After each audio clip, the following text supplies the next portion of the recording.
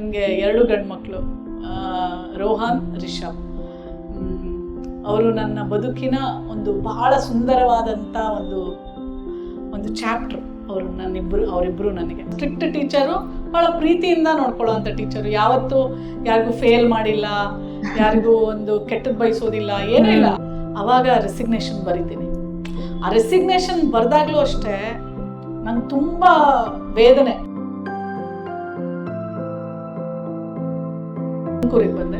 ತುಮಕೂರಿಗೆ ಬಂದ್ಮೇಲೆ ಸೇರ್ಕೊಂಡೆ. 8 ತಿಂಗಳಾದ್ಮೇಲೆ ನನ್ನ ಮನೆಯವ್ರಿಗೆ ನಾನು ಹೇಳಿದೆ, ಹೋಗಕ್ಕೆ ಬರೋಕ್ಕೆ ಕಷ್ಟ ಆಗುತ್ತೆ, you can be a member, ನೀನು ಕಾಂಗ್ರೆಸ್ ಪಕ್ಷದಲ್ಲಿ ಒಂದು ಮೆಂಬರ್ಶಿಪ್ ಮಾಡಿಸು, ನಿನ್ಗೆ ಇದು ಸೂಕ್ತ, ನೀನು ಇದನ್ನು ನಿಭಾಯಿಸಬಲ್ಲೆ, ಧೈರ್ಯವಾಗಿ ನೀನು ಇದನ್ನು ಮಾಡಬೇಕು, ನೀನು ಯಾರಿಗೂ ಹೆದರ್ಕೋಬಾರ್ದು, ಆಮೇಲೆ ಯಾರ ಮಾತು ಕೇಳಿ ನೀನು ನಿರ್ಧಾರವನ್ನು ತಗೋಬಾರ್ದು. ಅವ್ರಿಗೆಲ್ಲ ಒಂದು ಅನುಭವ ಏನಂತಂದರೆ, ಅವರಿಗೆ ಧೈರ್ಯ ಏನಂತಂದರೆ, ನಮ್ಮ ಜೊತೆ ಮೇಡಮ್ ಇದ್ದಾರೆ, ನಮ್ಮ ಜೊತೆ ನಮ್ಮ ಅಮ್ಮ ಇದ್ದಾರೆ.